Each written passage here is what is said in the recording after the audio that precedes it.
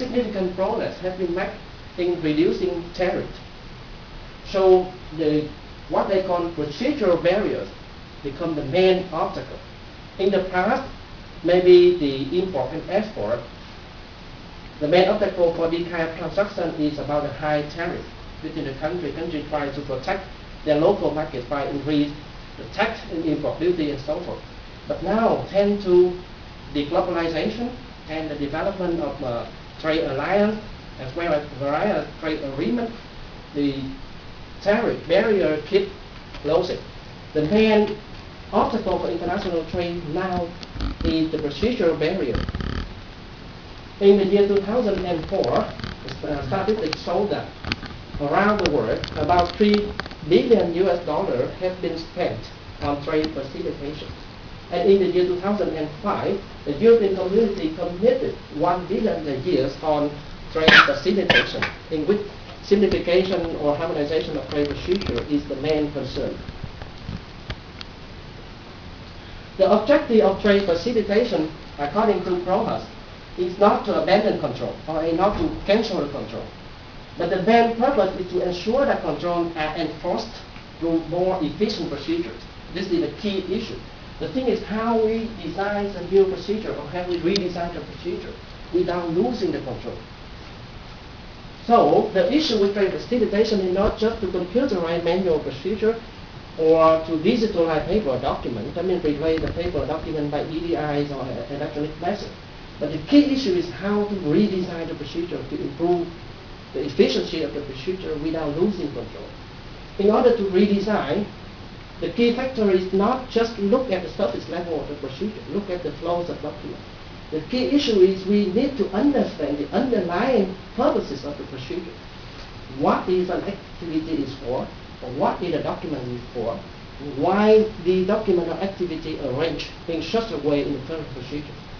Understanding or answering the question is crucial for redesign because we are able to streamline activity. We may answer the question why the activity is for, why the document is for.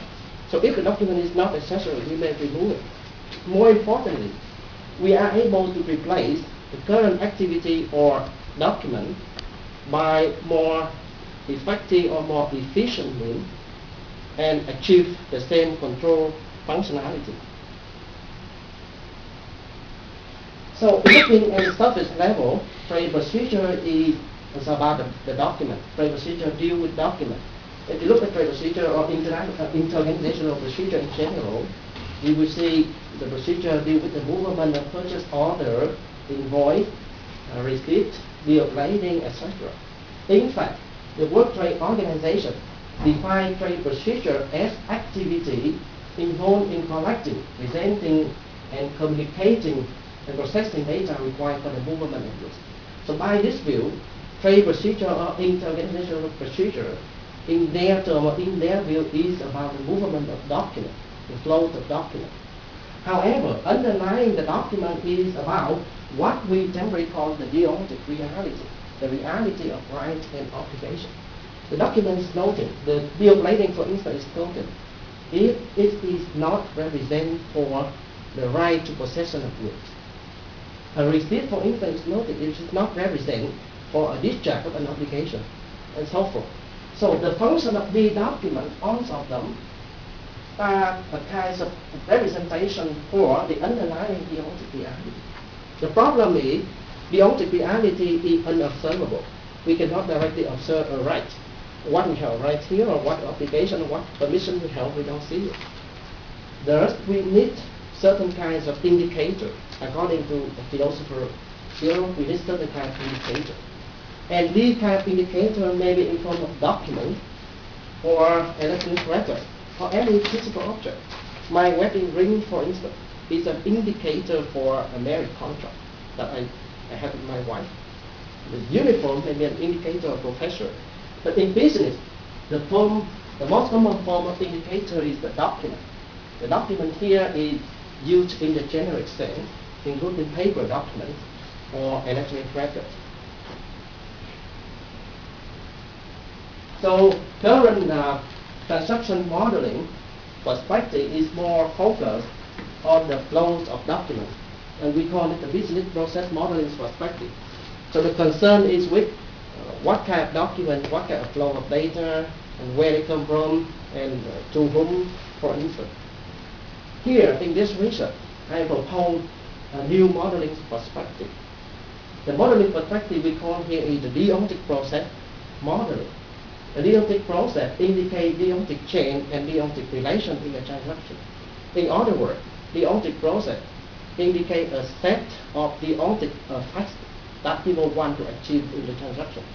For instance, in a sale transaction, the main purpose is to ensure that the seller delivers goods and the buyer pays.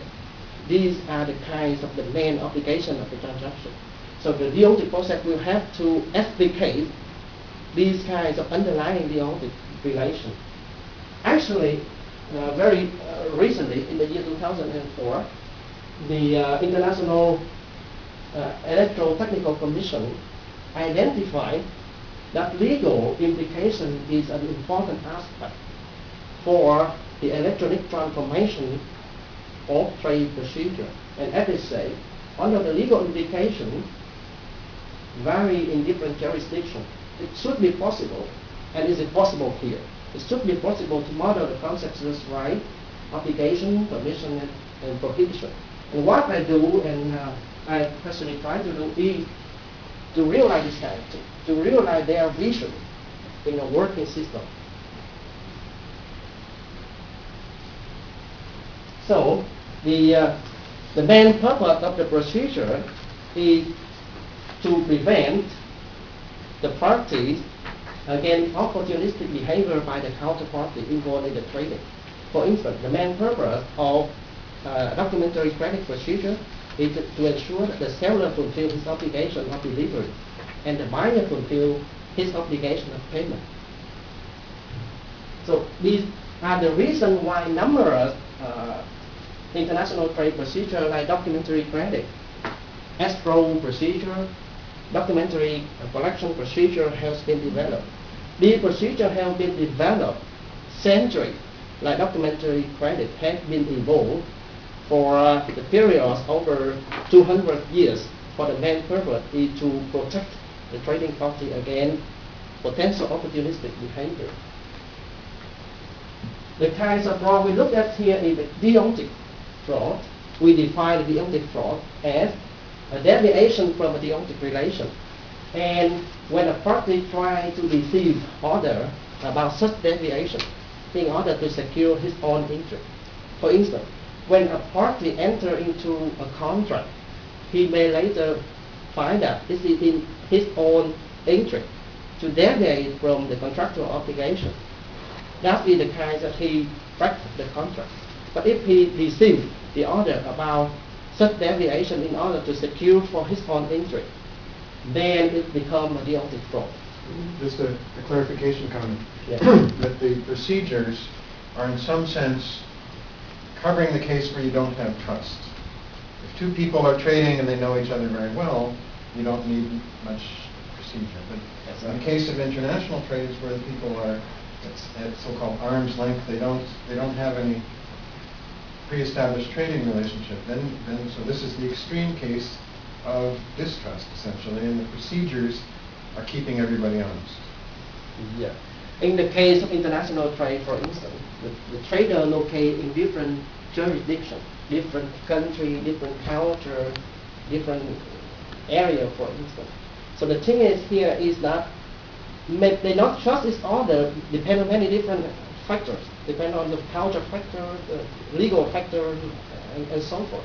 The thing is how to design a procedure to facilitate trade or to facilitate inter-organizational transactions in this context, in the context of dispute among different parties involved in the transaction. Mm-hmm. Is it still fraud to have a right but without evidence? Yes, sure. For instance, there may certain reason a person still has the right to possession of goods, but it's not the evidence, it's not the pure blaming. In case here we have a law, we have a right, but sometimes we lock the evidence.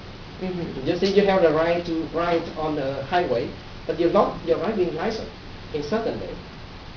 Is it still fraud though? You still have that right. It's a potential No, I situation say it for is the fraud. potential. Okay. It is the potential. Okay. So, right. There are certain ways. They are Then you very are literal. vulnerable to be defrauded if you don't. Right, have right, business. right.